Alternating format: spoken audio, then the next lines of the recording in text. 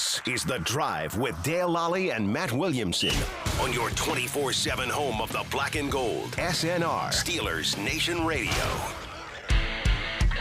And welcome to The Drive. I am Dale Lolley. Matt Williamson not here today. He's taking care of some personal business, but he will be back tomorrow. So we got a jam-packed show today for you. And I wanted to start off with T.J. Watt today. And Watt spoke to the media earlier this week. And I just wanted to say this about Watt. I've seen this out there that Watt had a disappointing season, or people thinking that he didn't do his part this year. Finished with 61 tackles, 11.5 sacks, led the league with 6 forced fumbles, had 19 tackles for a loss, 27 quarterback hits, and 2 fumble recoveries. For most people, that is a career year. And I understand Watt has raised the bar on expectations for what we expect out of him, but understand this. They started counting the sack as an official statistic in 1982. In Watt's 11.5 sacks this season, that would have led the Steelers in sacks in 26 of those seasons since 1982. Only 7 players in team history have had more sacks in a season than what Watt had in 2024. 7. So a little perspective here, folks. So I wanted to let you guys know that, and let's play back what T.J. Watt had to say earlier this week when he spoke to the media. T.J., what needs to change to get you guys to where you want to be? I don't know. We need to win football games. We need to find ways to stop the run and play effective defense and go from there. But I don't have all the answers as we sit here right now as to what needs to change. TJ, does it feel like Groundhog Day a little bit for you specifically, just because we're here a while and it's tough. Yeah. It's tough. We get sit here at the same time as last year, the same time as I've been in this scrum, and same questions, and I have the same answers. Obviously, I'm very frustrated with how things ended, and that's not just with the last game, that's with the last month of football. And it's a collection of things, and it starts with myself, and I need to play better. We need to play better. There's not one thing that needs to be fixed here. There's a lot of things. But it starts internally with myself and needing to play better in bigger moments, and it'll be a long offseason to have to sit with that. As a team, do you feel like you guys are closer to where you want to be at this point than you were a year ago? I don't know. I mean, I definitely haven't lost confidence in this group. I feel like we have the pieces. It's what I said a week ago going into the game doesn't change just because of the loss. I still have a lot of belief in the people in this building because I see the work that's behind the scenes. And we have a lot of capable men here. We have capable schemes and everything, and it just comes down to executing on Saturdays and Sundays when we play. And that's been the part that's been very frustrating because I feel like we've put together some good weeks of practice and preparation and had tough conversations, and they haven't translated into victories and the results that we want. And like Mike T always says, it's a results-based business, and if you're not getting the results, then you're not doing the right thing, and things need to change. I know you had a strip sack in that Bengals game that got called back. Other than that, why do you think you weren't as productive these last 3 or 4 games? I don't know. I just need to find ways to make more plays. Obviously, teams are playing certain ways and chips and helps and stuff like that, and getting the ball out quick. And I need to be more open to moving around more and trying to affect games as much as possible. You guys know I want to affect the game more than anybody, but I don't want to selfishly take another guy's go to a different spot. And I feel like I could have a better rush on the left side. And definitely feel like schematically it's been a tough year for how the offensive scheme things to try to get me out of the game. And, it's going to be a big breakdown for me to try to find ways to make plays. I'm not making excuses for myself at all. I want to make plays. I need to find ways to continue to win off of chips and slides and things of that nature. And I'm going to work tirelessly this offseason to get that sorted out. You mentioned potentially moving around more. Is staying on the left side to this point as much as you have been mainly your preference, and are you open to maybe softening on that? Yeah, I mean, I move around from time to time, but yeah, primarily left. I prefer the left. But at this point in my career, I want to be an impact player. I I don't want to be schemed out of games. I want to be able to deliver the football in good field positions or take the football away. And it wasn't a good enough year for myself when it comes to that. You're obviously entering the final year of your opportunity, contract. If given the opportunity, do you want to extend your contract here this offseason? I want to be a Pittsburgh Steeler. You guys know that. I don't want to leave this place, especially in this. I want to be part of the solution. I've put so much into it here. I've seen so many guys. I mean, I want to help Cam Hayward get to where we need to get. I want to be a part of the solution. I don't want to leave this place. I love the people here, and that goes beyond just the coaches. It's the fan base. It's the people, the community, and we owe it to them to get it right. And I want to be part of the solution, not leave here, go somewhere else. That's not my intention. Last time it went to the last weekend before the season, did you hope or think that it might get done earlier? If you could do an extension? I haven't thought about it yet. TJ, when it comes to moving around, you talked about you guys did that at times. In the middle part of the season, you guys did do that more like against the Giants. What kind of pushback against it happened, kind of growing throughout the season? Oh, Alex got healthy, and part of it is Alex is a great rusher on the right side, and at times he can be a better rusher than me at the right than I can be at the right. And I don't want to take away his natural rush instinct side for me to go to the right and not be as effective where I can be on the left and him on the right, if that makes sense. And it's just things where if I move around to help move the chip or create some indecision on where the chip goes, then I have to be more willing and able to do that, and I will. This defense has been together, 4 pieces for a while. You've had similar results against high-end elite quarterbacks. Do you feel like in an offensive league, you guys can still win with your formula when you dedicate so much to defense? Yeah, I mean, I think you saw in the Texans game, at least for the little bit that I watched, the defenses can still win at this level. And obviously, you need to be able to score points, but it comes down to taking the ball away and creating turnovers and holding offenses the limited amount of rushing and helping have a true field position tug of war, and we haven't had that. We've allowed these long 14-play drives continuously throughout a game, and that's unacceptable. We're spending way too much time on the football field and not enough time on the bench, and I feel like you could still win defensively. Obviously, it's always going to come down to a team effort, but there's no denying the product that we put out isn't acceptable. TJ, why does Mike T remain the guy that's the right guy to lead this guy? I mean, Hard Knocks doesn't even show. I haven't watched it, but I know they don't show what this guy means to this place. From a personal level, from a team level, we need to perform better. And I'm not saying we need to play better for him. We need to play better for. I need to play better for everybody. This city deserves it. This team deserves it. The guys in this locker room, we deserve it. We're working hard. We just need to get it right. And I say that every year. I think it's more and more frustrating as the years go by.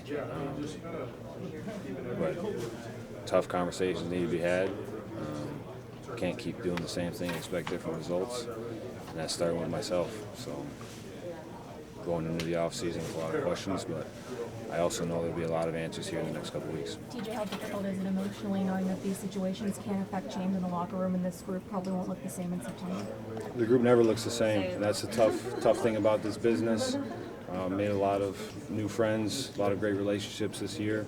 A lot of guys that have came in first year Pittsburgh Steelers, whether they're rookies or free agent ads, and put their hand in the pile and brought a lot to this collective.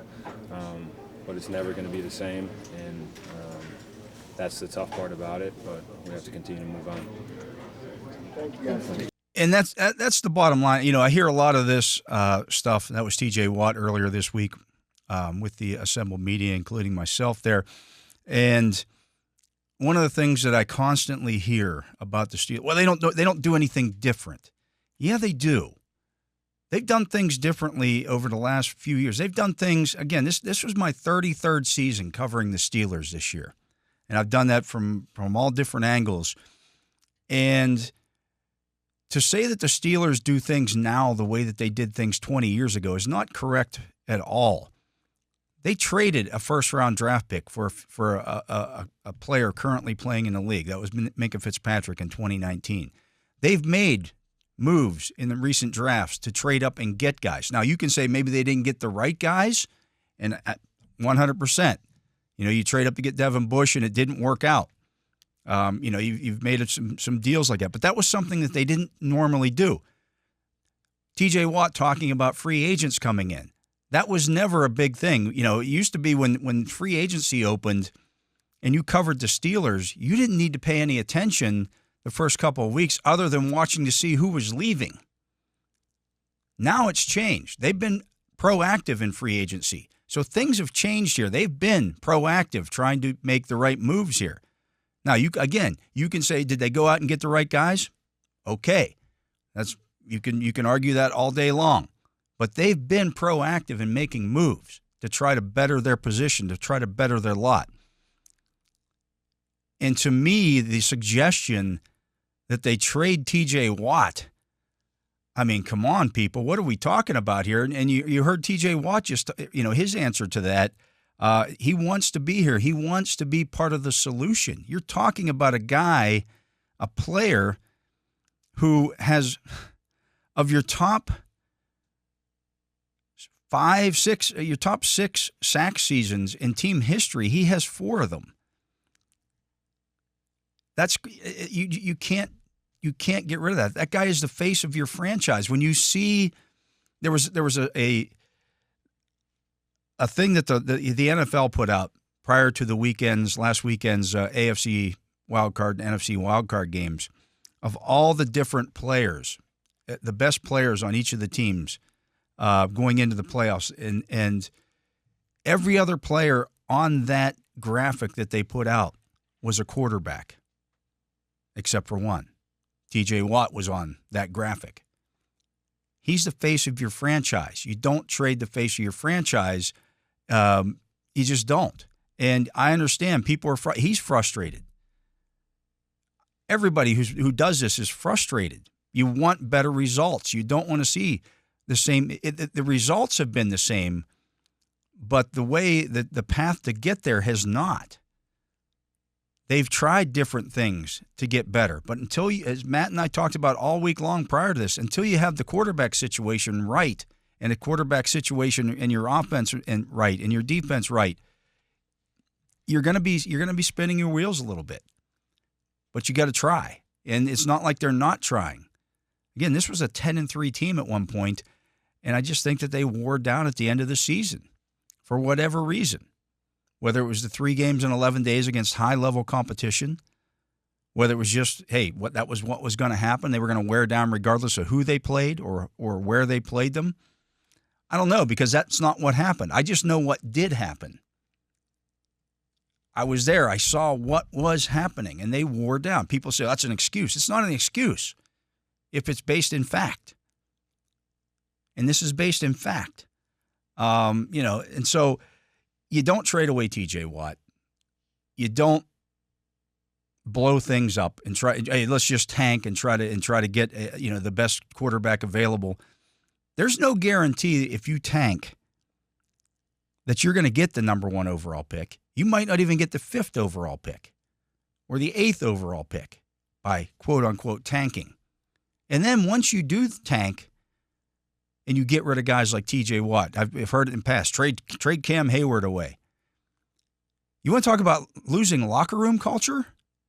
That's where you lose locker room culture, by trading away foundational players.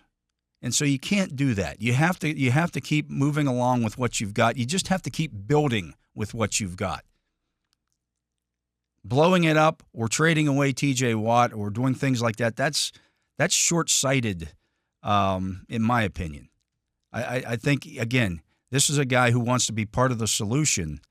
He's not part of the problem. He's never been part of the problem. And so you build around that guy. You continue to build around that guy, and you try to get guys like T.J. Watt and Cam Hayward where they should be at. And that's in the Final 8. That's in the Final 4. That's in the Super Bowl. We're going to take a break here on The Drive. I am Dale Lolley. Matt Williamson not here today. He is off doing some personal stuff. But I'm going to be joined by Rob King, the voice of the Steelers, in the next segment. You'll hear that right after this. And welcome back. I'm Dale Lolley, and I'm joined on the Justin Miller hotline by the voice of the Steelers, Rob King. How you doing, Kinger? I'm doing well. How you doing, Dale? I am hanging in there. You know, the weather has not been kind to us here in the last couple of weeks, and well, neither was the end of the season for the Steelers. And you know, I understand a lot of people's frustrations with all that, and you know, those of us who are in and around this are equally frustrated. But it's part of the process.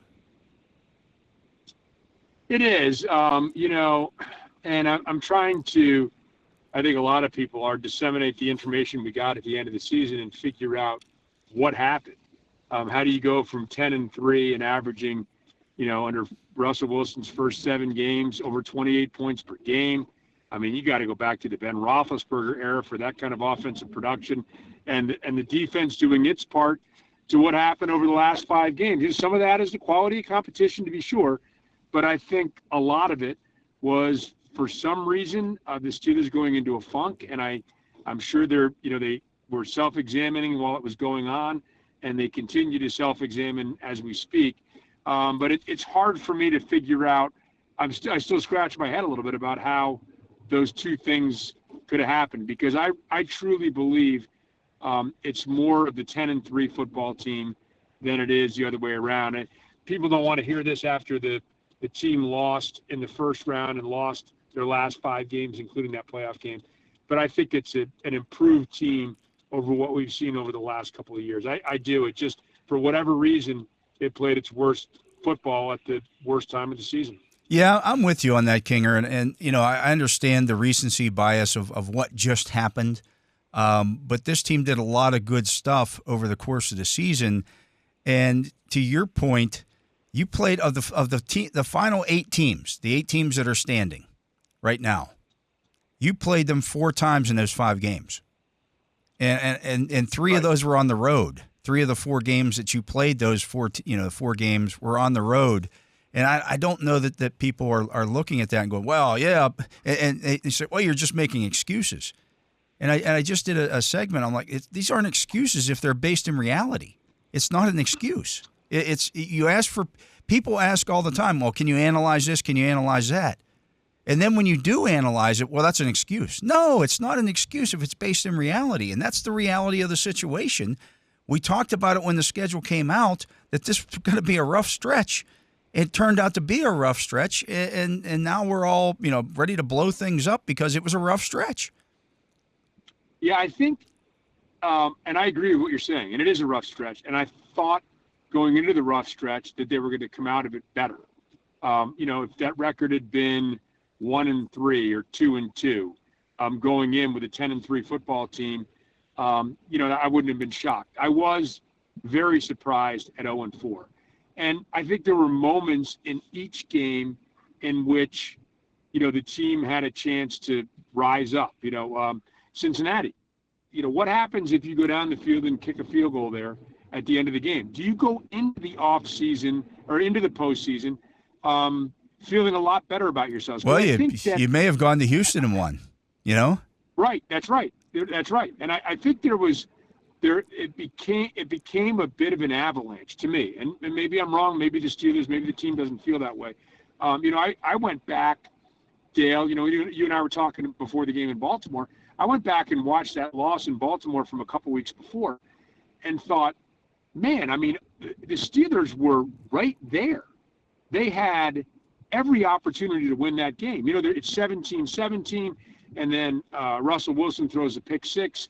So you're down 7. You take the ensuing kickoff, you march it into Ravens territory, and then it's a sack and a penalty, and then you don't score, it falls apart, and they wound up, getting some momentum moving forward. But you could say that there were opportunities in the Philadelphia game, but it just seemed like, for whatever reason, after watching that game in Baltimore, I thought, you know what? This is going to be typical Steelers-Ravens. This is going to be a 3-point game.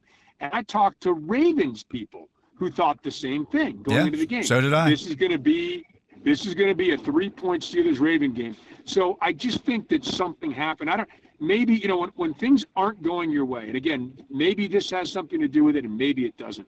Sometimes you just need something to go your way. You need a bounce. The Steelers got no bounces. Again, I'm not making excuses, because they also didn't make their own luck. They didn't create them. There were times, right, in Philadelphia, hey, you're exhausted. Your defense is exhausted. I get it. But boy, if you could have stopped one of those third down conversions, giving your offense one more opportunity to maybe get back in it, we totally excuse this as, hey, this was bad luck and this was quality of competition, because I think the Steelers are a quality football team. I just think that it's a bunch of little things, and one of those little things is I just think, I was looking at that Ravens game again, the playoff loss, and thought, okay, 3rd and 3, the defense appeared to call for Highsmith on the very first series of downs for the Ravens to crash down and tackle the dive back. I think he was stopped. Justice Hill would have been stopped play side. And I think that if Lamar had not kept it, that might have been a 3 and out. Maybe that would have given the team a little lift. I don't know. I'm just saying it felt like when it started to go downhill, and that happens to teams sometimes. They just couldn't find a way to reverse it. So I do think that, I look at the overall roster. I think they've had 2 very good off seasons in a row. I think they've had a lot of quality pieces, and I think that they need to continue to do that. And, the talk is going to be about a franchise quarterback. I mean, look who's left in the playoffs. Just look at the AFC. Just look at the quarterbacks who are left. You're trying to get to that point. And is that guy in the roster? It looked like it. It looked like maybe not, necessarily Russell Wilson in his prime. But, that team averaged 28 points a game in Russell's first 7 starts. And so what happened? Had wins against teams that are still standing in the playoffs. They beat Washington in Washington. They beat the Ravens. That's right. We can't just throw that all away and say that didn't happen just because of the way you didn't like the way the season ended. Those things happened. Yeah. Those are part of the story as well. Right. Yeah, it is, and it's what makes the end of the season a bit mystifying to me. I don't know what happened. I don't know why it happened the way it did, and I think there were reasons along the way. You had injuries, but you think about just even Baltimore, right? You lost in Baltimore in a game you were right in it. You didn't have George Pickens. You didn't have Deshaun Elliott. Dante Jackson went out in that game. You were missing some key players. Well, they were all back for the playoffs. Yeah. I did not see what we saw Saturday night in Baltimore. Maybe I should have seen it coming. The line was 10. I thought the line was absolutely wrong. I guess I should have seen it coming because that's what happened. But I got to tell you, Dale, I just didn't see that coming. I didn't think it was going to go that way. No, nor did I. I thought it would be, as you said, a typical Steelers-Ravens games. I've seen every single one of them in person over the years, and so that's what I expected. If you watch Hard Knocks, that's what the Ravens expected. They expected, and right. You heard John Harbaugh even, hey, this is a good football team that we're playing here. We got to be ready to go. This is the Pittsburgh Steelers, and for whatever reason, that didn't play out. Now you could look at that and say, hey, Lamar Jackson and Derrick Henry, they were just that much better. They were on top of their game. They were ready to go, and they were the better players. And I understand that they were on that particular night. But to your point, things just didn't go right. If you look at, you break down each one of those games down the stretch, to your point, I mean, if George Pickens doesn't have the worst game of his career against the Cincinnati Bengals, they win that football game. Right. He dropped that 38-yard pass down the sideline that would have put them at least in field goal range in the third quarter. That's a pass he catches 99 times out of 100. The defensive back didn't break that up. The first multi-drop game of his career. Yeah. I mean, he's a sure-handed guy. George Pickens, I know he's become a bit of a lightning rod, but we saw in Baltimore that pass down the sideline. He can do things that other guys just they can't even dream of doing. I mean, he made that look easy. That play down the sideline, and it was not. Where he slowed slightly, caught the ball, and made 2 guys basically collide. I mean, but you're right. I mean, there were moments. There were moments, Dale, in every game, and who knows whether if you'd have stemmed the tide, if you'd have beaten Cincinnati, would you have had a different feeling going into that game? And I have to think that, these are human beings, and the emotion, I think, probably played part of it, that feeling that it's rolling downhill and it's hard to stop. That I don't know. again, I'm surmising maybe the team would scoff at that analysis, but it felt like that was at least part of it to me. Yeah, there was reports out there that there was a sense of relief in that locker room after they lost that game, and I'm like, I don't know what locker room that report came out of. It wasn't the locker room I was in, and it certainly wasn't the plane ride home. Those guys were not happy about that. That was a long bus ride back out to the airport. Nobody in that locker room was happy with how the last month of the season went. I can't believe anybody would ever say that. I can't believe any player would say, I'm relieved to go home and exit the playoffs in the first round. They're just not wired that way. They're not built that way. And then, the other thing is, Dale, I made the comment earlier about the team being closer. And, you look at this offseason, for example, and you add, Peyton Wilson to the linebacking core. You add Patrick Queen. You add Deshaun Elliott at the safety position. I mean, these guys are guys that are coming back and joining a team. Our buddy Matt Williamson says that the front five for the Steelers is the best defensive line in football. He's not the only one that says. If you look at Pro Football Focus, they're the number one ranked front in the league. Right. And then look at the linebackers and Patrick Queen getting more comfortable. You look at the offensive line. Look, the offensive line had a lot of injuries. But, hopefully they'll be healthy coming back. You have Fautanu. Fautanu is going to be starting at right tackle. People can't forget that. And he missed the season. And so, look, and other teams have injuries. And the Bengals were decimated by injuries. But the Bengals also didn't make the playoffs. So, the Steelers had their injuries. But I'm just looking at next year coming back. And I think Darnell Washington proved that he can be a nice complementary piece and a big blocking piece in that offense. And Calvin Austin can be a player. You probably need to add another receiver. You have all 5 offensive linemen under contract for the upcoming season.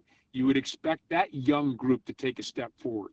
You got a couple of decisions to make at the quarterback position. It's a very rich running back draft. Can you add a player there? So I think the Steelers have filled a lot of holes in the last couple of years.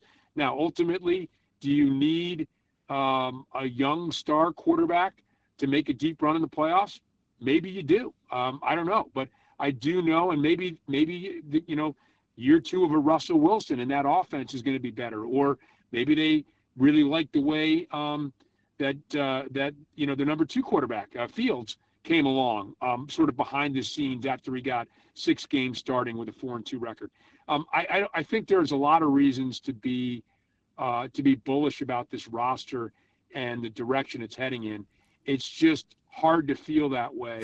And if you told me at 10-3, I would have said they're going to win a round in the playoffs. And in that second round, when they face a Mahomes or an Allen, as inevitably is going to happen, it's going to be a heck of a ball game. And the fact that they didn't get there, does that mean we reevaluate our analysis from earlier? Does it mean we're wrong? I mean, that's what the next few months are going to tell us, what the team thinks about that. And it's what makes the offseason so fascinating, even if it gets here too soon. It's kind of like, the Choose Your Path books. Maybe you should do one of those, Rob. You could choose your path and go that way. For those of you that don't know, Rob is a published author. You can get that. And his path goes through the door in the stone. The door in the stone. Anyway, there you go. Very good. But the Steelers, to me, they chose their path last offseason that they were going to take here. And, to your point, short of acquiring a young franchise quarterback, a young proven guy, or getting one in the draft, the road to doing that, I mean, there are only so many ways to do it, and most of them involve luck and where you draft at, and they're not going to be high enough to get one of the guys. And this isn't a great draft for those guys anyways. So if you do get one, it's going to be, do you take one in the second or third round and he turns into something? That happens. I understand that. Russell Wilson was a third round draft pick. It happens, but you can't count on it. You can't. No, you can't. No. So you have to right. you have to make a decision now, and it's probably that decision is probably staying on the same path that you're on now and continuing to take bites out of the apple and try to get better and try to make your team better around whatever player it is you decide to go with. Yeah, and I think it is bites out of the apple. You're right. And I do think that, you get such a strong identity in a certain way that, like, look, man, the Ravens, I know the Ravens can throw the ball, but the way they ran the ball the other night, that was unstoppable, right? I mean, can you get to that point? I don't know. The Steelers tried to. The yards per carry wasn't what you'd want it to be, but they kept nailing away at it, and they had a solid running attack. It is going to be interesting to see where they go. And to your point, I mean, the only, obviously I do a lot of baseball stuff too, and teams draft pitching. The Pirates have drafted a lot of pitching over the years. You've got to have it. Yeah. You're not winning without it. That's And the guy with the ball in his hands every play.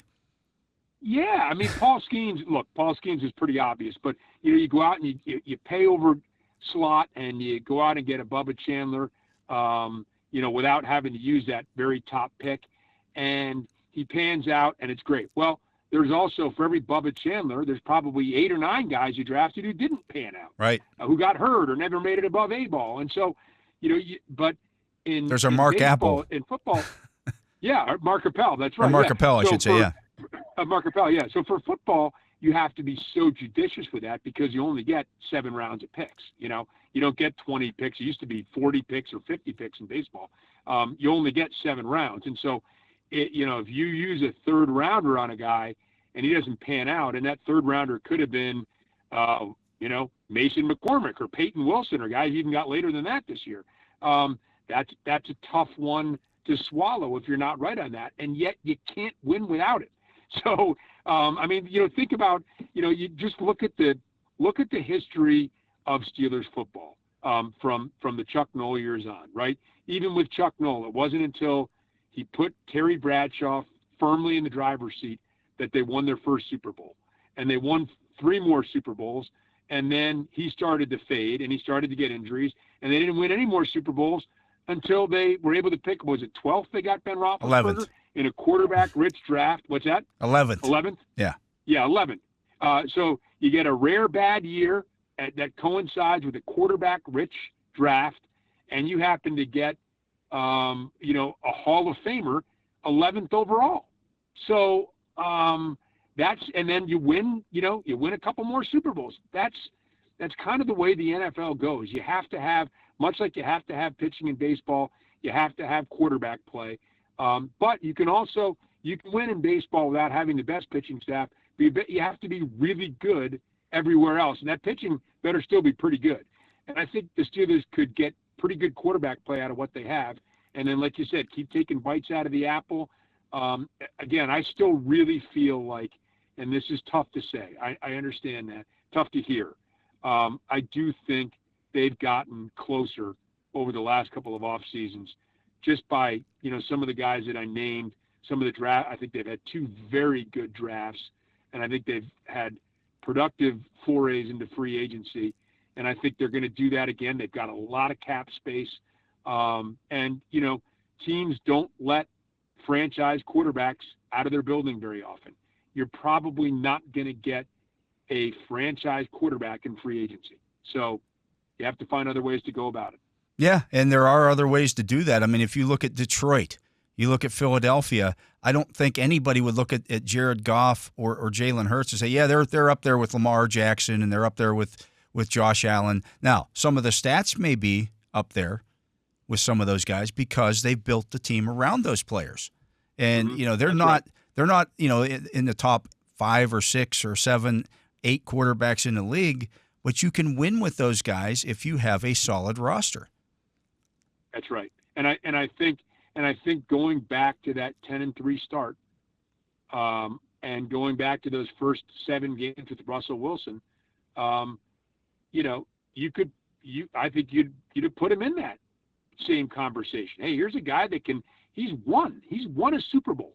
There's only 6 guys I think in football that can say that. Yeah, one of them was Joe Flacco, starting quarterback. Right, and one of them, Joe Flacco, is not starting anymore. It is a rare feat to be able to do that and to be able to accomplish that. And Russell Wilson was able to do that. And again, in no way, shape, or form am I saying, well, the Steelers lost the last 4 games of the playoff game because of Russell Wilson. I'm not saying that. I'm just saying we saw evidence over 7 games that the offense could be a lot more than it's been since Ben Roethlisberger had his elbow surgery. I mean, it's an offense that was capable of more. And I think, again, they're going to add more pieces, and then they're going to have to figure out what happened over those last 4 weeks. Because, like I said before, I didn't see it coming, and I still don't know why it happened. And I think the Steelers, I didn't think that there was really anything fluky about the Steelers' 10-3 start. But I do think that 0-4 finish surprised me, and especially the way it happened. Yeah, I'm with you. Our guest is Rob King, of course, the voice of the Pittsburgh Steelers. Kinger, knowing that, how do you proceed with this team? I'm of the thought that if you're going to add an explosive playmaker to this offense, I think you go the veteran route in that, because I don't know that. I mean, for every wide receiver, young wide receiver that goes out there in their first year and lights it up, I can name 2 that don't. And so this is a team that needs an immediate jump start here as another offensive playmaker. I think you go the free agent route and get one. Yeah, I think it'll be very interesting, and I'm sure they're doing their, draft simulations and who's going to be there and what positions. I mean, it's supposedly a very good cornerback draft, a very good running back draft. What do you perceive as your biggest needs? And, one of the things that the Steelers have always done a great job of, and going back to Kevin Colbert, is at least putting, plausible solutions in place, with the notion that you can replace those guys if you find a better guy in the draft. Yeah, you can outdraft them. Yeah. Right. You outdraft them, and now all of a sudden you got good depth, right? Right. You've taken a position of weakness and made it a position of strength because you have a plausible starter behind a high draft pick. So, again, it'll be interesting to see, do you go all in on defense? Do you say, hey, we're pretty close to being a dominant defense?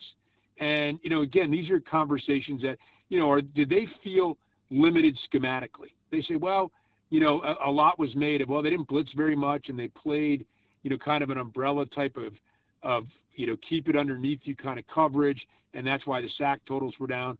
Well, do you need a player or 2 to unleash that defense and maximize your talent there? Is that the way you're going to go? What's available in free agency? Beyond the top receiver or 2, if they're too pricey, if they're out of your price range and they move on, maybe you're going to need to get that. Now, maybe you pivot and you get a corner, or you get a running back or something like that. So, I think the positions, is defensive line a luxury right now? Or do you see a guy and you think, wow, this is a can't miss player? And I think that's one of the things that traditionally, Dale, and this is a part of a larger conversation perhaps, the Steelers have always done a great job of finding great players. So, for years, nobody put a lot of emphasis on the center position. So you can go out and get Pouncey. Everybody wants a tackle. So guess what? You draft a Castro, right? And those great players will make other players around them better. Great players everywhere on the roster have a trickle-down effect. Excuse me. It may not be in the traditional way. Hey, let's get that left tackle to lock down the outside linebacker. Okay, well, what if we get a guard that can decimate the other team's tackle, and we can help that out, that offensive tackle? Excuse me, another way to go about it. But great players always make a team better. And so I think that that's something they've always done a great job at. And I think they'll continue to do a great job of that. Maybe it's not quite as traditional as you think. Hey, we're going to fill a hole in a traditional fashion. Maybe they go about it in a slightly different way. Yeah, absolutely, Kinger. Well, I've held you long enough here. I've held you so long, you're losing your voice. I can't have you do that. I mean, you're the voice of the Steelers, but I appreciate your time here. And you be safe out there, my friend, and, well, enjoy shoveling snow. Yes, thank you, FDL. I appreciate it. I'm on my way, my friend. Thanks. I'll talk to you soon. Our guest has been Rob King, the voice of the Pittsburgh Steelers. I'm Dale Lolley. No Matt Williamson today. He is out and about. But I will be back, finish up hour number 1 right after this. And we are back. I'm Dale Lolley. He is, well, not here today. How about that? Matt Williamson not here today, and I'm flying solo here today. So Arthur Smith, in the last 2 days, has completed interviews for the head coaching jobs in Chicago, and then today also with the New York Jets. The Steelers' offensive coordinator is, again, looked upon favorably in the NFL and NFL circles. So, we'll see if how that all shakes out. But that's one of the things that happens here at the end of seasons. Guys interview elsewhere. Mike Tomlin sitting down with Omar Khan and Art Rooney II this week, and they're discussing potential coaching changes and those kind of things. But that all takes place, over the next couple of weeks here. I know people were asking, hey, when are you gonna start talking about the coaching staff? And to be quite frank, and I thought Matt has made good points about this over the years, understanding exactly what an assistant coach does. Everybody gets to see the tangible results of the offensive coordinator, the defensive coordinator, and the special teams coordinator, because those are the overall units. And you can judge, okay, based on how those units do, to some degree, how those coaches are performing. But in terms of, understanding, well, how's the secondary coach performing, or how is the, linebackers coach performing, or the tight ends coach, you'd just be guessing. Because unless you're in those meetings, unless you're in the building and understanding and seeing how those guys interact with their group and develop the game plan and things like that, you just don't know. You just don't. So I really don't like to opine much on those kind of things. The Steelers also had Director of Player Personnel, or Pro Personnel, Sheldon White, is interviewed for the GM job with the Raiders, I should say. And that would be interesting because, if the Raiders were to hire Sheldon White, the Steelers would get a third-round compensatory pick back in return for that. So that's one to keep an eye on here, and Sheldon's a good guy, does a good job of evaluating the professional talent, and has been a GM in the past with the Detroit Lions as an interim, and maybe he gets that opportunity again here, and if he does, good for him. It also would happen to be good for the Steelers. One other thing that I wanted to touch on here before we get done with hour number one. I read a headline last night on ESPN when the Ravens re-signed Deontay Johnson, and they're hoping to get a comp pick back for him. On what planet would that be? Because for the Ravens to get a compensatory pick in return for Deontay Johnson, for losing Deontay Johnson at the end of this season, Deontay Johnson would have to get a pretty sizable free agent deal. The dude's been on 4 different teams in the last 10 months, and he's now on his 5th team if you want to count the Ravens twice. 5 teams in 10 months that he has been a part of. I'm here to tell you right now, Deontay Johnson is not going to get a deal that's going to warrant a compensatory pick. That would mean that the Ravens signed absolutely nobody in the offseason. Or Deontay Johnson went out for his new team, whoever that might be, whatever team is desperate enough to sign him, and goes out and catches 80 passes for 1,200 yards or something like that. He has a monster year and outplays his contract. That's the only way that the Ravens will get any kind of compensatory pick for Deontay Johnson. And that would mean they didn't sign anybody in free agency. And that's not realistic. Deontay Johnson's probably looking to get, if he's fortunate, a $4 million deal or something in that range, maybe 5 tops in free agency next year. And that's if he's fortunate. He's been through 4 different teams in the last 10 months. He quit on the Ravens a month ago, which is why they released him. They told him to stay away from the facility. They were so angry with him. They cut him, and that's the only reason that they signed him back. They had nothing to lose by doing that. He's not going to play for them. He can't play for them by league rules until after he's not even a member of the Ravens right now. They picked up the contract and said, okay, we're going to pay you and hope we get a compensatory pick back. Hope does not mean you're going to get a compensatory pick back. It just means there's a possibility. But it doesn't mean that they're going to get one. So people need to understand that as well. The Ravens are not playing chess with this. They're hoping. And they know the situation. They dealt with it before. They're the ones that told him to stay away from the facility and then cut him a week later. So I understand that, look at what the Ravens did. It probably won't work out for them. Let's just say that. Anyways, that's going to do it for hour number 1 of the drive here on the Steelers Audio Network. I'll be back with hour number 2 right after this. technically, this is only half of the drive because Matt Williamson is not here today. I'm Dale Lolley flying solo on the drive today. Of course, you can hear the drive every Monday through Friday from 4 to 6 p.m. on these very airwaves. You can also download the Steelers mobile app and get that on there, downloaded to your phone. And you can watch the show or listen to the show on YouTube as well. Leave us comments there. And today I asked for people for comments on the X Twitter, and I've gotten some comments there. We'll get to those later in the show here. But what I wanted to do in this segment, Matt's not here, so I get to mock draft all by myself. And I do this today because today was the day where all the underclassmen, except for the people still playing, so that's 2 teams there, today was the day for them to all declare or have their deadline for them to declare for the draft. So we now have a better idea of who the underclassmen are in this draft as well. And it is a good group. So let's get to that. The Steelers picking here. I'm only going to do the first 5 rounds. We're not going to go.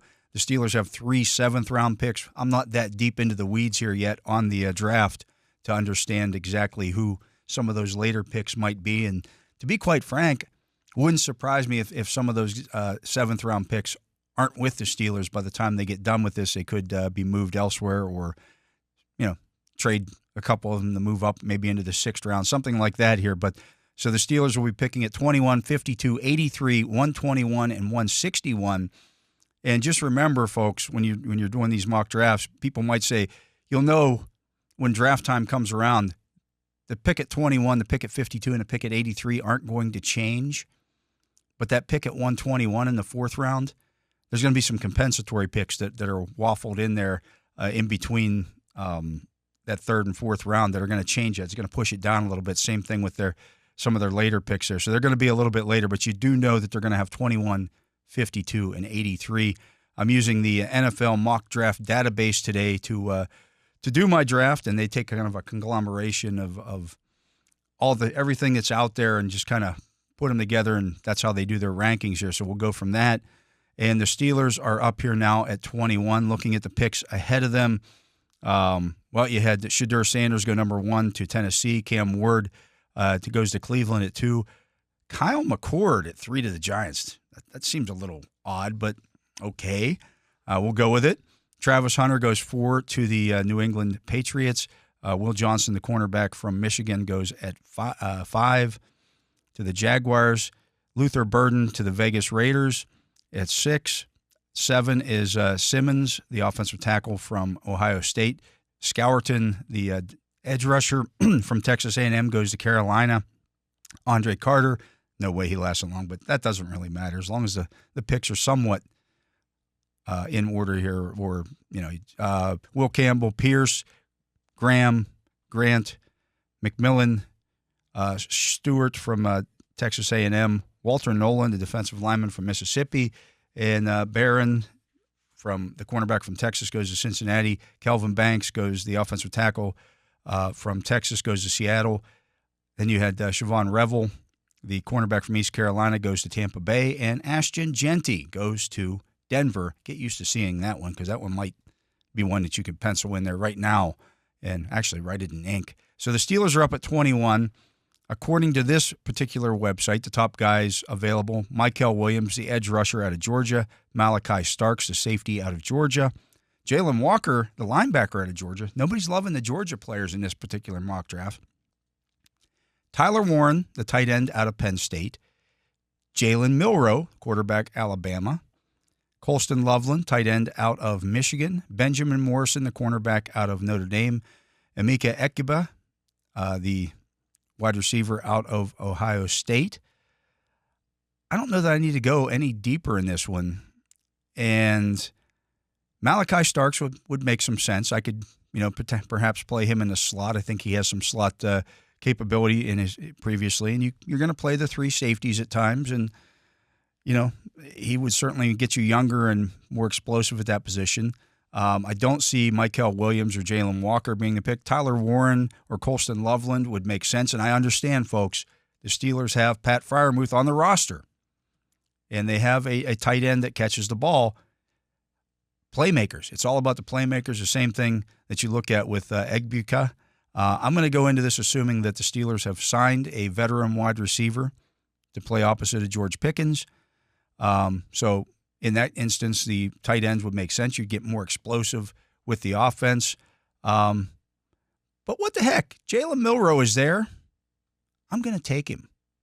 Taking a swing at the quarterback position and seeing what happens there. I think he's going to, by the time this is all said and done and he gets through the combine and all that stuff, Jalen Milroe, I believe, could end up being a first-round draft pick. And so now we're zooming on down here through to pick 52. And, we got a trade offer for that. We're not going to entertain any trade offers at this thing. I had 4 trade offers for pick number 52, though. Looking here at the guys available. Well, you got Nick Emuwari, the safety from South Carolina. It's kind of that same discussion we just had with the Malachi Starks situation. Can you get better on the back end by adding another safety in the mix? Potentially. Jack Sawyer, the edge rusher out of Ohio State. He's got the length that you look for in that, but he's not quite heavy enough. He's going to have to play outside linebacker, at least he would in this particular scheme, and so I don't think you go that route. Trey Harris is there, the wide receiver out of Mississippi. That's interesting. Isaiah Bond, the wide receiver out of Texas, is there. That's interesting. But there's a guy here I can't pass up, and that is Omarion Hampton, the running back out of North Carolina. I would have honestly considered him in the first round if some of those other guys hadn't been there. He is a fantastic player, catches the ball well. He's tough. He's physical. He would fit well in this offense. Deion Walker, the big defensive lineman from Kentucky, is there as well, but I might be able to get that a little bit later. I am going to take Omarion Hampton, running back out of North Carolina. That's my new bell cow, folks.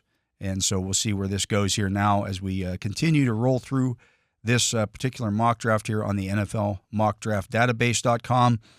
And our next pickup is at 83, and we're getting close to that, and we are up. Now, this is the only fly in the ointment here in terms of taking the running back, because the top available player here is Quinshon Judkins, the running back out of Ohio State. This is a great running back draft, folks, a fantastic one, and you can get guys like that who can be your potential, every down back. At this point, some of the other good players available, or top players available, Gray Zabel, the offensive lineman from North Dakota State. He would certainly be interesting. We'll see him at the Senior Bowl in a couple of weeks here. Wide receiver from Miami, Xavier Restrepo, good football player, would be a welcome addition to the team. You got Azirie Thomas, the cornerback out of Florida State. That's intriguing as well. He is certainly, they play a lot of man-to-man defense at Florida State. I know that the team wasn't that great this year, but I think that was more involved with the quarterback play than it was necessarily some of the defensive players there. Andrew Makoba, the safety out of Texas, is available. You got Tate Ratledge, the guard out of Georgia. Marcus Mabau, the offensive tackle out of Purdue. Mason Taylor, tight end out of LSU. Josiah Stewart, edge rusher out of Michigan. I'm just looking here to see if there's a big defensive tackle here that I have to have here, and I'm not really seeing any of the defensive tackles here that would interest me at this point. So I'm going to go ahead and take Azirie Thomas, the cornerback out of Florida State. Again, I think we've taken the wide receiver off the table because I think they signed one, and you do still have Roman Wilson coming back next year. So it's kind of like having an extra draft pick there as it is. Don't know what Roman Wilson can be, but they liked him enough to take him in the third round just a year ago. So I'm expecting him to take a step forward and be ready and willing to go here. So we're going to go that route with that. And our next pick is up at 121. We have 2 trade offers for that, but we're not going to take them because we're going to take another player here. And the top players available, Caden Prather, the wide receiver out of Maryland. Devin Neal, running back out of Kansas. Again, it's a very deep running back draft, and if we hadn't taken Omarion Hampton in the second round, he would certainly be somebody that we'd look at there. Same thing with Dylan Sampson out of Tennessee, good football player. Tez Johnson, wide receiver out of Oregon. We took our we haven't taken a wide receiver yet, but we'll see. Kyron Lacey is there from LSU, but he's got some legal issues that he has to take care of here, so we're not going to take him. Torrey Holton, wide receiver out of Colorado State. Will Howard, quarterback from Ohio State. Charles Grant, the interior offensive line. He could play some tackle. He's out of William and Mary. There's one defensive lineman here that really interests me at this point at 121, and that's Ty Robinson, defensive lineman out of Nebraska. And he'll be at the Senior Bowl in a couple of weeks here. But he's big enough to ride the ride as a Steelers 3-4 defensive end. He's 6'6", 310 pounds, or at least 6'5", 310 pounds. So he's got that size and length that you look for in a classic Steelers defensive lineman. I think you got to take him here at 115, and he might be one of the last guys to go here. But you're talking about a guy at Nebraska last year as a big guy that can play all the spots along your defensive line, and he did that at Nebraska. He had 6 sacks last year, so he has some juice there as a pass rusher. So we're going to take Ty Robinson, defensive lineman out of Nebraska, at 121. And so at this point, we've gotten Jalen Milroe, quarterback out of Alabama, Omarion Hampton, running back out of North Carolina, Azareye'h Thomas, cornerback out of Florida State, and Ty Robinson, defensive lineman out of Nebraska, with our first 4 picks. And just for those wondering about that, this particular website does give you grades on your picks thus far. I've gotten an A, and 2 A pluses for the last 2 picks. So getting some good value there. Okay, our pick is now up at 161. The top guys available: DJ Giddens, running back out of K-State; Lander Burton, linebacker out of Utah; Jeffrey Bassa, linebacker out of Oregon; Tyler Barron, edge rusher out of Miami; Xavier Scott, safety out of Illinois; Aronde Gadsden II, the tight end out of Syracuse; Ja'Cory Brooks, wide receiver out of Louisville; Jake Bringenstool, tight end out of Clemson; and Jay Higgins, linebacker out of Iowa. I'm looking here. Is there anybody left here that just catches my eye here as a potential offensive lineman? It's gotten pretty picked over here at this point. And obviously things can change as we get closer. So I'm going to look at the wide receiver position. You got Ja'Cory Brooks. You got Pat Bryant, Antoine Wells Jr. out of Mississippi, Nick Nash out of San Jose State, Elijah Badger out of Florida, Ricky White out of UNLV, Jalen Lane from Virginia Tech. None of that really interests me a whole lot here. I'm just going to look at the offensive tackles here. You got Chase Lunt out of UConn, Jack Nelson out of Wisconsin. You can rarely go wrong taking a Wisconsin offensive lineman. And I'm going to take Jack Nelson, offensive lineman out of Wisconsin. Maybe he's a tackle, maybe he's a guard. We'll figure that out once he gets here. But that's we're going to go an offensive lineman there. We've taken a defensive lineman. We've taken an offensive lineman here. I think that's always good business to take players from those positions in some of those spots and just kind of keep restocking that. But so what we ended up with was Jalen Milroe at 21. We'll see if that continues to trend that way. I think he's going to test really, really well over the next few weeks here. Once he gets he's going to be at the Senior Bowl. He's going to be at the NFL Scouting Combine. I expect him to run very well. I expect him to perform well at the Senior Bowl.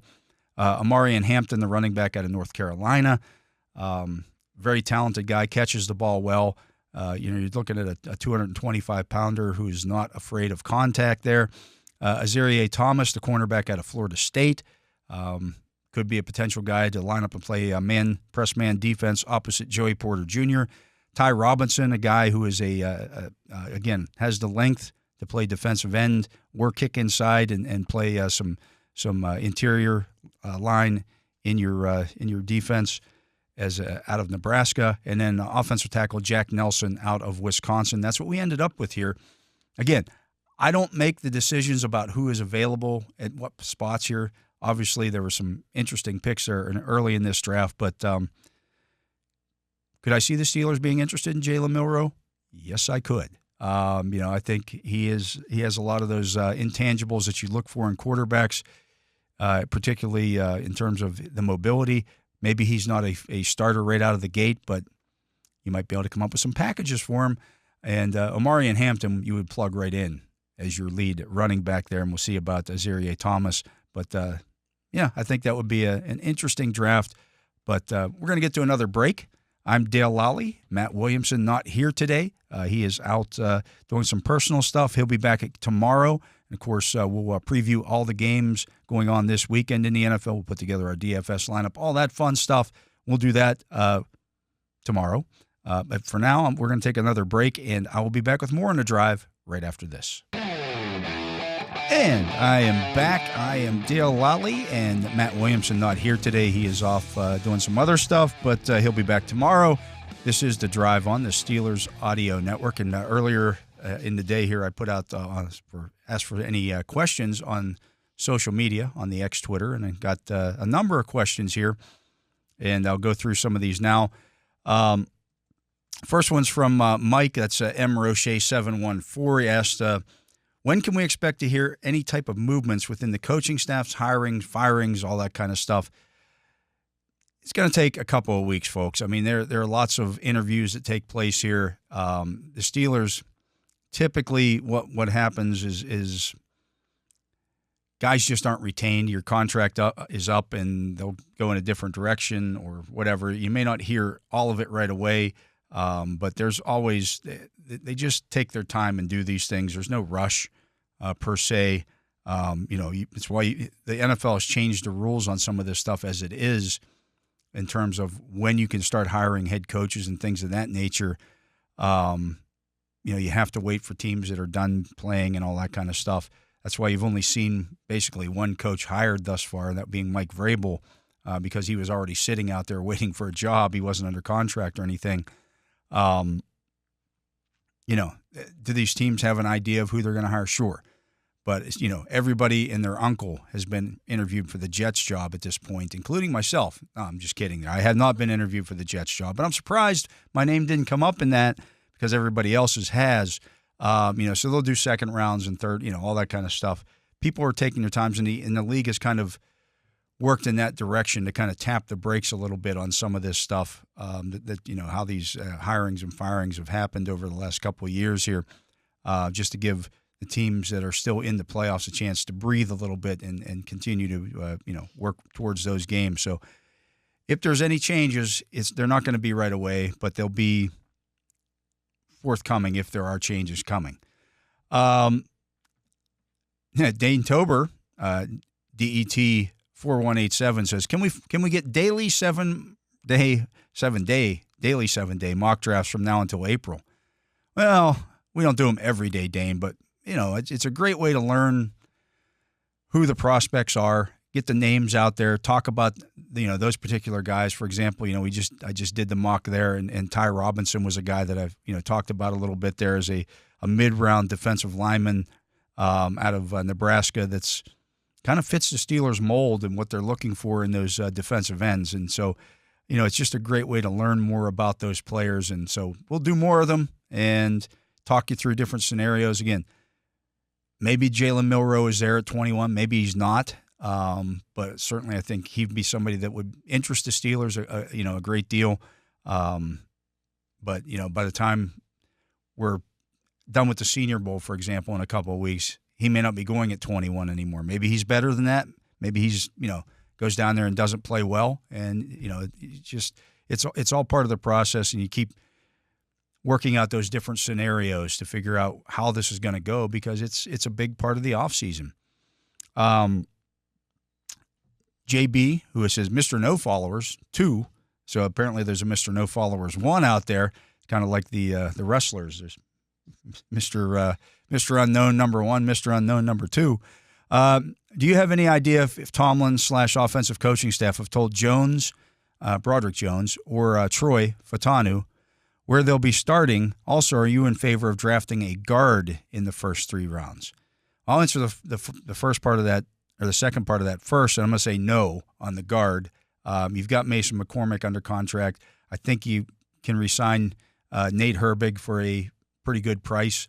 And, this is a guy that's started 30-plus games in the NFL over the course of his young career, still only 26, can play all three spots on your interior. You still have Isaac Seumalo under contract. You drafted Mason McCormick last year, and so I don't know that you draft a guard in the first 3 rounds. I think you want guys who either make plays or take the ball away or help you keep the other team from scoring.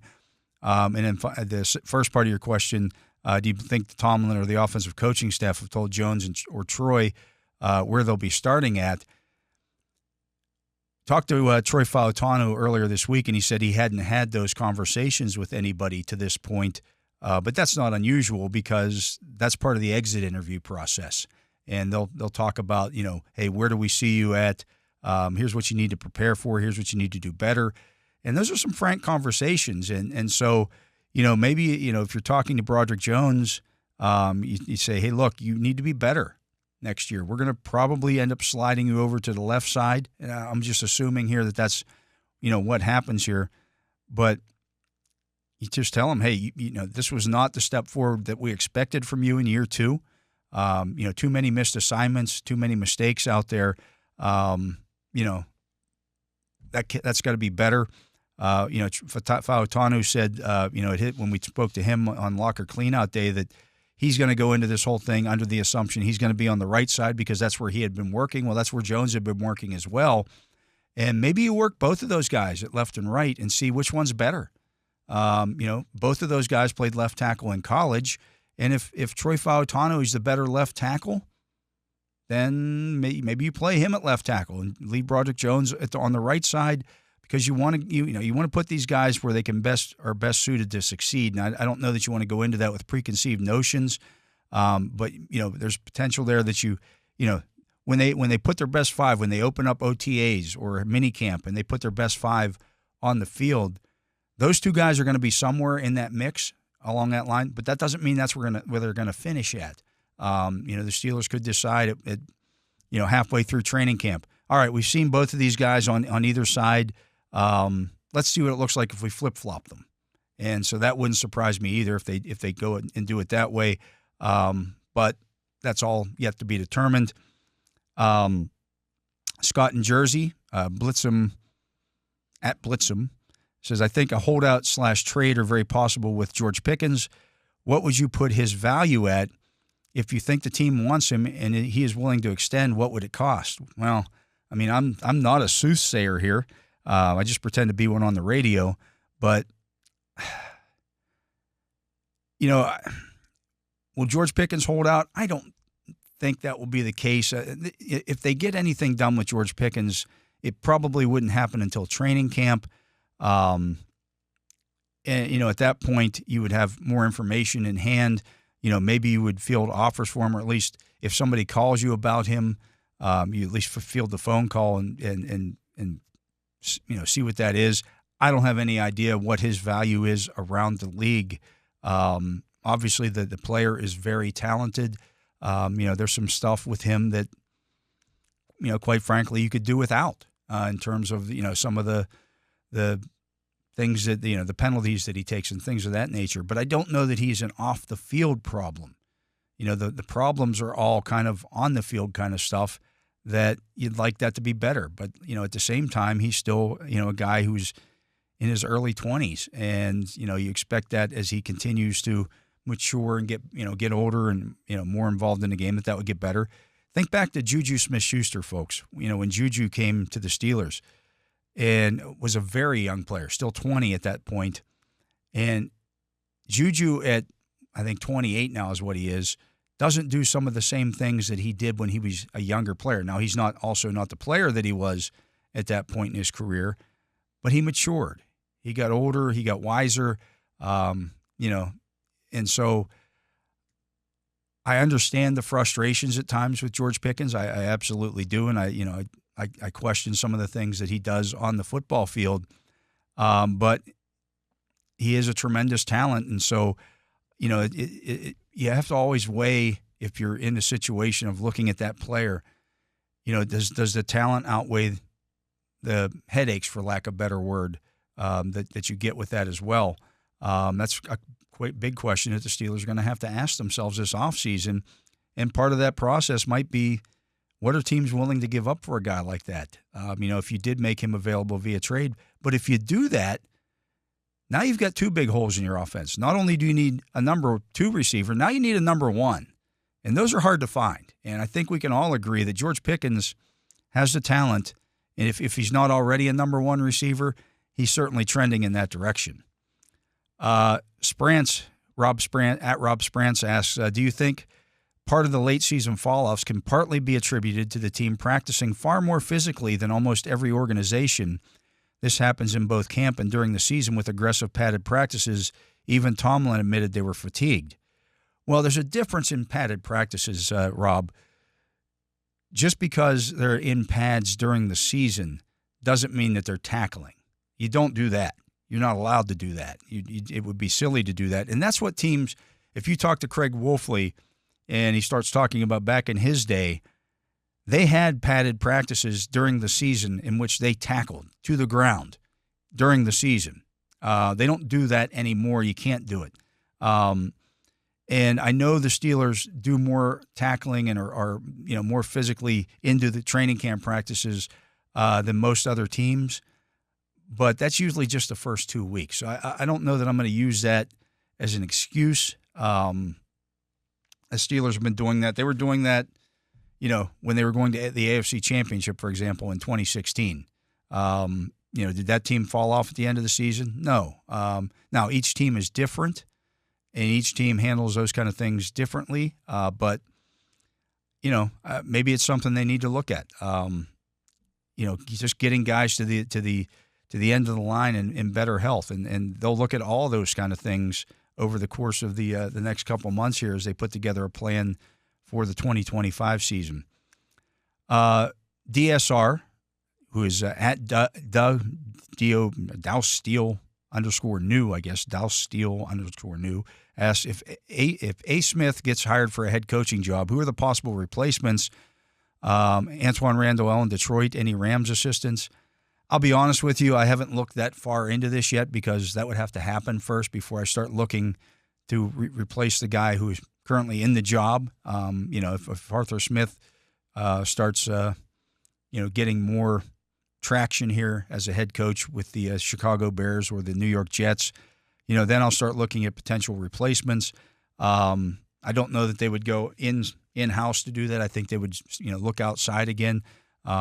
There were some people who were interviewed for the job last year. Some of those guys are available. For example, I believe Clint Kubiak got hired, by the Saints, but those guys are all out of jobs right now. So that's just a name I'm throwing out there. I don't know if he got hired yet by anybody else or not. I've just been too ingrained with what's been going on with the Steelers to start looking that far down the road yet.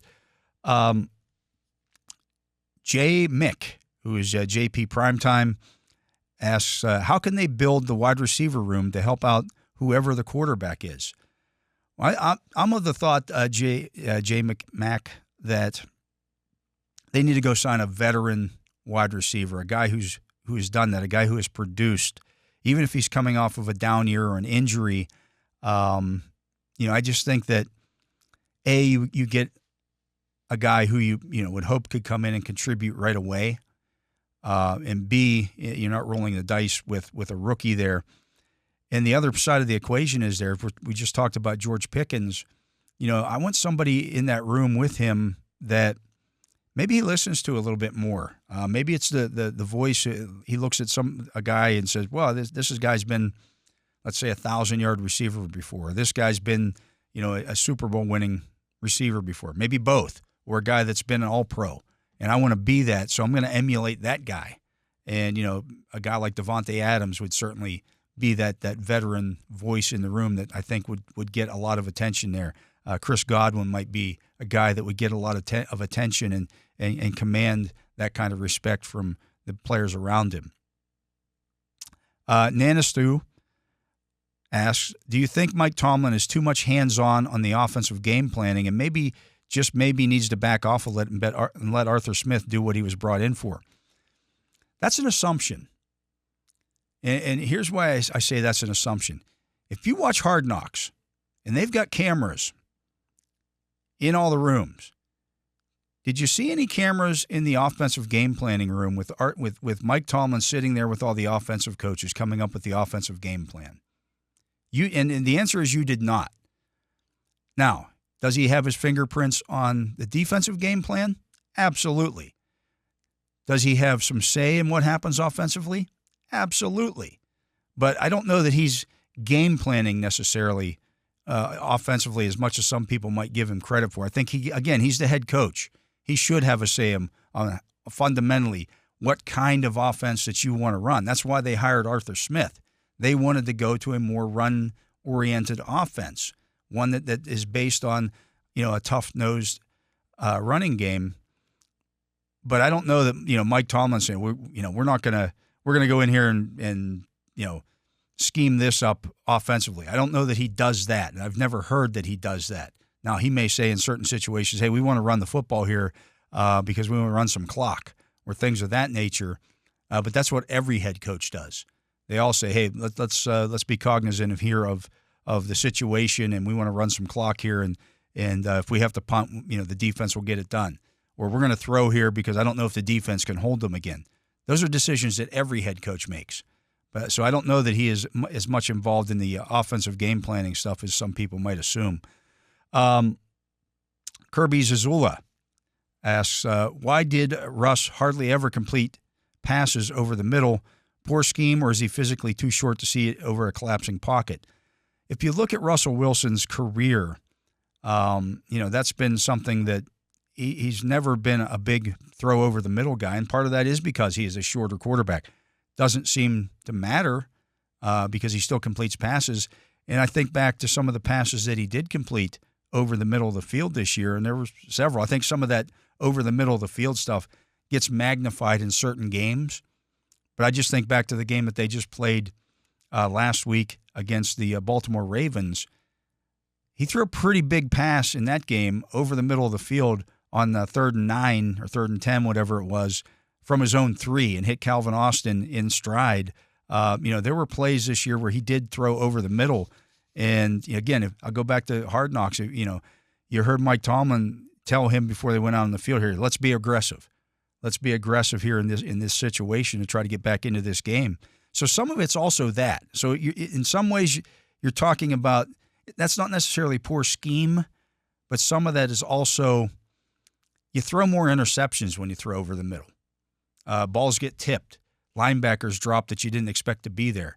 So some of that is, hey, we don't want to turn the football over in some of these situations. And you have a quarterback in Russell Wilson who's really good throwing outside the numbers. And that's one of the reasons why they went out and got him, because they had guys who could make plays outside the numbers. And your leading receiver this season, let's not forget, is Pat Freiermuth. He led the team in receptions. Well, most of his receptions come over the middle. They had no problem throwing over the middle, for example, in the game against the Cincinnati Bengals the first time around. So they can throw over the middle. I think a lot of times they choose not to because that's where the ball gets intercepted. Anyways, that looks like it for the questions on social media. A lot of good stuff on there. Appreciate all the questions. We should do that maybe a little bit more often when we also have Matt here available. We do it every once in a while in the off season, but maybe we'll do that more here as we're going to continue to do the drive 5 days a week, all the way running up through the start of free agency here. That'll be something new. We usually drop back to after the Super Bowl, going to a 3-day-a-week schedule. We're going to continue to do 5 days a week because there's just so much to talk about. And as I mentioned in the previous hour, you would do that in previous years because, well, the Steelers weren't real active in free agency. Well, that's not been the case the last few years. And so, got to have instant reaction. You got to have analysis and everything that goes with that.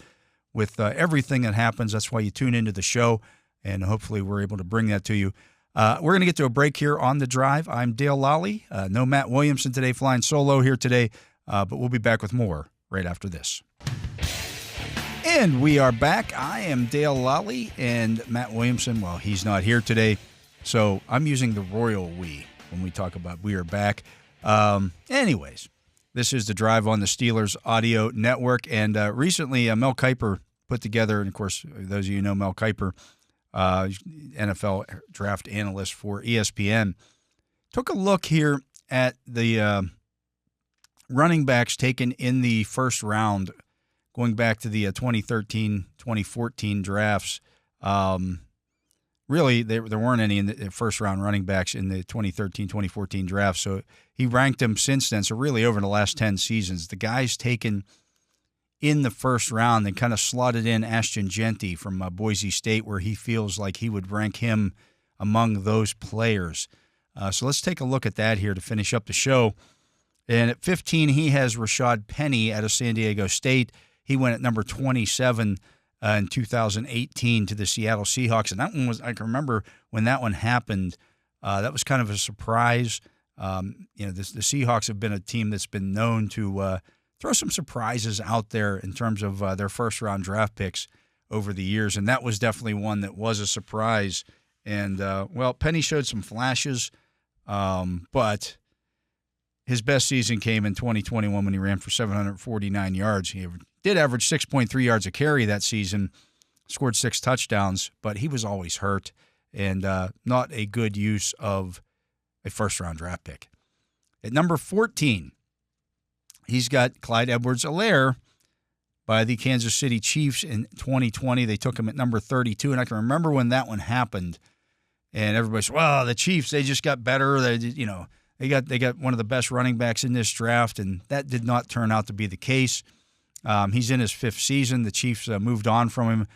He ended the season with the New Orleans Saints, and he had 800 yards in his rookie season, but he has never turned into what anybody thought he could be as a pass catcher, things of that nature. He was just tiny. That was one of the problems, and you worried about that with him coming out. Could he do? How would he handle blitz pickup and things of that nature? Well, as it turned out, not all that well, and that's kind of been his downfall. At 13, Sony Michel, who was drafted number 31 in 2018 by the New England Patriots, had a lot of ability, couldn't stay healthy. He had over 800 rushing yards 3 times over 5 years, scored 20 career touchdowns, but knee and quad injuries really impacted what he could be and just didn't work out for the New England Patriots. At 12 on this list, he has Melvin Gordon, who was taken in 2015 by the Los Angeles Chargers at number 15. And, the guy had 70 career touchdowns, 2 Pro Bowl appearances, but just one 1,000-yard rushing season, that coming in 2017. He was a good player, just not a great player. Was he worth the 15th pick in the draft? Probably not. I'd have to look back at that draft and see who was taken after him. But he did score 70 touchdowns in his career, which is no small feat. And they always had a good number 2, a good 1-2 punch. But taking Melvin Gordon with the 15th overall pick, probably give that one a thumbs down on that. At number 11, this may surprise some people, but the guy at number 11 is Travis Etienne, who was taken at 25 by the Jacksonville Jaguars in 2021. I can remember last season, people thinking that Travis Etienne was a better pick than Najee Harris. And that just has not turned out to be the case. He's shown flashes of being a good player, but he's not consistent, and he just can't stay healthy on a consistent basis. And that's a big thing in the NFL. The consistency is everything. The best ability is availability, and ATN has just not been available nearly enough. And he's also not the receiver or receiving back that a lot of people think that he might be or might have been coming out of the draft. Had a 1,000-yard season in 2023, didn't repeat that this year for the Jacksonville Jaguars. So he just has one 1,000-yard season under his belt in those 4 seasons. And, Najee Harris has been better. And number 10 on this list is Najee Harris. Steelers took him at pick number 24 in 2021. They got 4 consecutive 1,000-yard seasons out of him. He's been a workhorse back. And, you can look at I think sometimes his receiving skills weren't utilized quite enough. But he also doesn't give you the explosiveness necessarily that you might want at that position. He's a solid football player. And I think a lot of teams would be glad to have Najee Harris. But what's the price going to be? And that's the question that the Steelers have to ask themselves going into this offseason. We'll see where that goes, but we'll see who's ahead of this list of Najee Harris. Number 9 would be Todd Gurley II out of Georgia. He was taken number 10 overall by the Rams in 2015. And that's the other thing, folks. There's a big difference between taking a guy in the top 10 and taking Najee Harris at pick number 24. That's a little bit different there. Gurley was a good football player, had some knee issues. You knew that coming out of college, but he was a very good football player.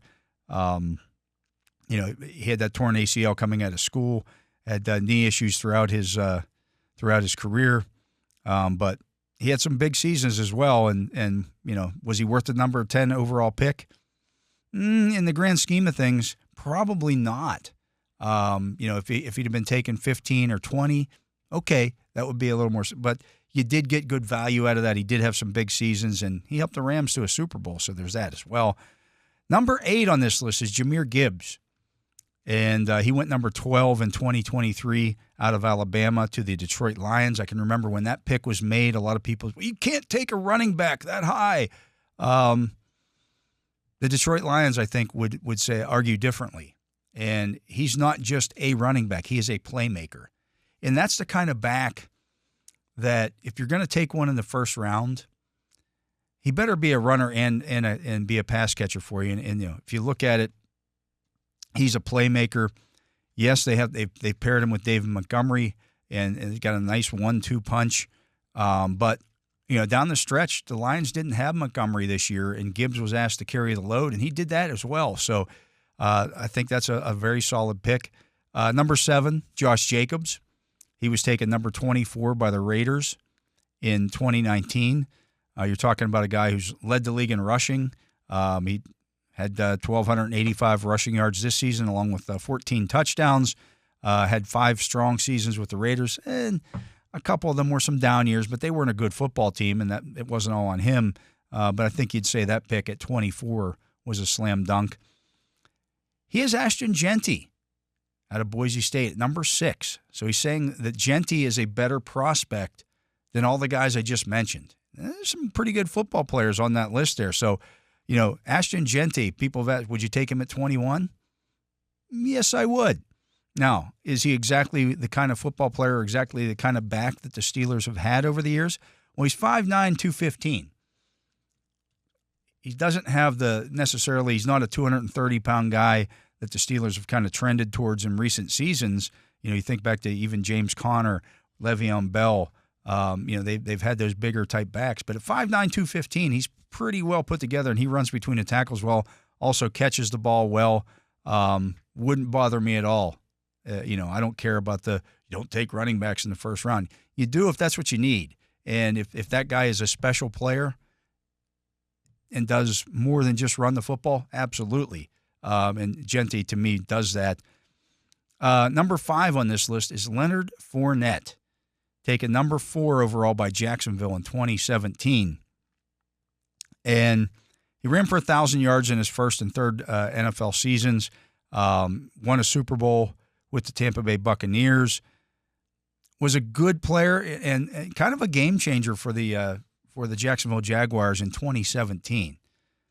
I understand, that Kuiper's putting these guys where he had them ranked as prospects.